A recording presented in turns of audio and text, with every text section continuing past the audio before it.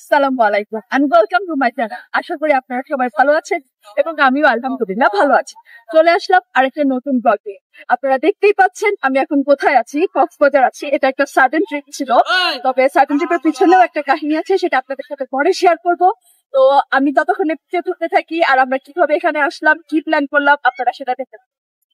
আমি আর আমার কাজিন মিলে ভোরবেলা 3:30টার সময় ঘুম থেকে উঠে ব্রেকফাস্ট রেডি করছিলাম, যেটা কিনা আমরা ট্রেনে ক্যারি করে নিয়ে যাব। সো আমরা ঠিক করলাম পরোটা আর ডিম ভেজে নিয়ে যাব, কেননা ট্রেনের ভিতরে হয়তো খাবার দিবে, যেটা আমাদের খাওয়ার খুব একটা ইচ্ছে নেই। আর এত সকালবেলাও কেউ বাসা থেকে খেয়ে বের হতে পারবে না, তাই আমরা আমাদের সাথে খাবার ক্যারি করে নিয়ে যাচ্ছি। আর এখানে আমরা অনেক আগে পৌঁছে গিয়েছিলাম, তাই আমাদেরকে ট্রেনের ভিতরে বসে দিয়ে আমরা তিনজন বাইরে বসে গল্প গুজব করছিলাম, কারণ ট্রেনের ভিতরে তখন অনেক গরম ছিল, কেননা তখনও সবকিছু ঠিকঠাক ভাবে স্টার্ট করেনি। আমরা অনেক আগে স্টেশনে পৌঁছে গিয়েছিলাম, মানুষজন মাত্র আসতে শুরু করেছে আর আমরা অনেক আগেই ভেতরে সেট হয়ে গিয়েছিলাম।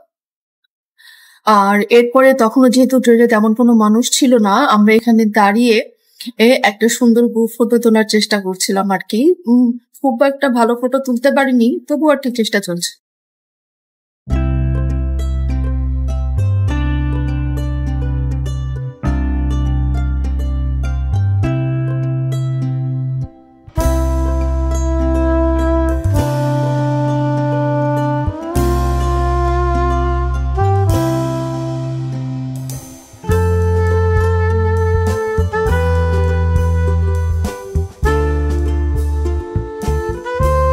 অনেক অনেক বছর পর ট্রেন জার্নি করলাম, কারণ আমরা সাধারণত দূরে কোথাও গেলে বাস দিয়েই যাতায়াত করি।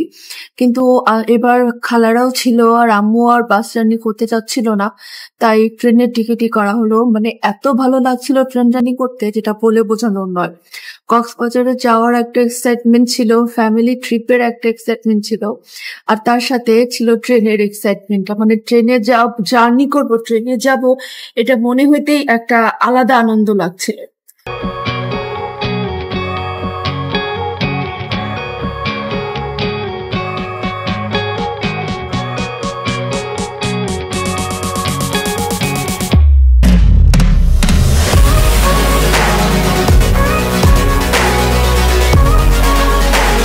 নেমে আমরা নিজেরাই লাগেজ নিয়ে যাচ্ছিলাম, আর আম্মুকে বললাম তুমি যেহেতু কোনো লাগেজ ক্যারি করছো না, আমাদের একটু ভিডিও কিছু করো। তো উনি যা পারলো তাই করলো আর কি। তো আপনাদের সাথে কক্সবাজার স্টেশনটা কেমন তা পরে শেয়ার করবো। এখানে হোটেলে গিয়ে ফ্রেশ হয়ে খাওয়া দাওয়া করে আমরা বিচে যাওয়ার জন্য বের হয়ে পড়লাম, কারণ সবার মনেই তখন ছিল কখন বিচে যাব, কখন সমুদ্রের কাছে যাব। সো আর দেরি না করে আমরা তাড়াতাড়ি বিচের জন্য বেরিয়ে পড়লাম। আর এখানে আম্মু আর খালাদের ফটো সেশন চলছিল। আমার ভাইয়া ছিল সবারই পার্সোনাল ফটোগ্রাফার। সে একজন নতুন করে ডেকে ডেকে ছবি তুলছিল, তারপর আবার গ্রুপ ছবি।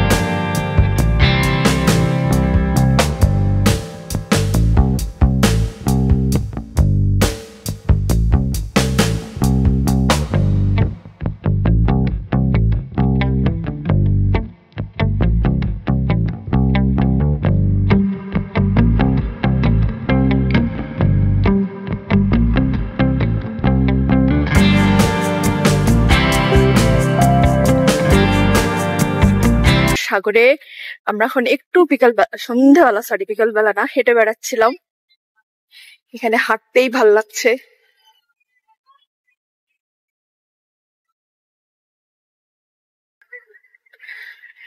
গায়ের অবস্থা তো কঠিন, পানিতে ভরে ফেলছি। যদিও ইচ্ছা ছিল না এখন এত দাপাদাপি করব, কিন্তু তারপরেও এখানে এসে আর লোভ সামলাতে পারিনি। কি সন্ধ্যা কি রাত, সবসময় মনে হয় এখানে পানি দেখলেই দাপাদাপি করা শুরু করে দেই।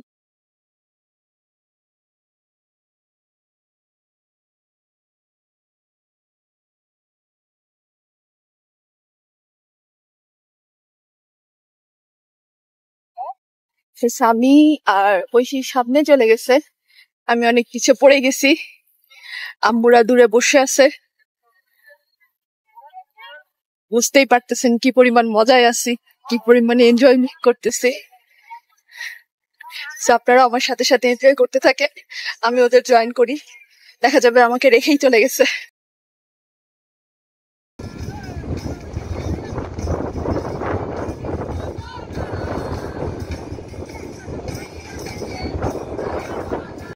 সবাই খুব টায়ার্ড থাকায় আমরা বাইরে থেকে খাবার কিনে নিয়ে এসে হোটেলেই রাতের ডিনারটা সেরে ফেলি। আমরা শ্রীকালের পাশেই প্রাসাদ প্যারাডাইস নামে একটা হোটেল ছিল, সেখান থেকে খাবার নিয়ে আসি। খাবারটা অনেক মজার ছিল।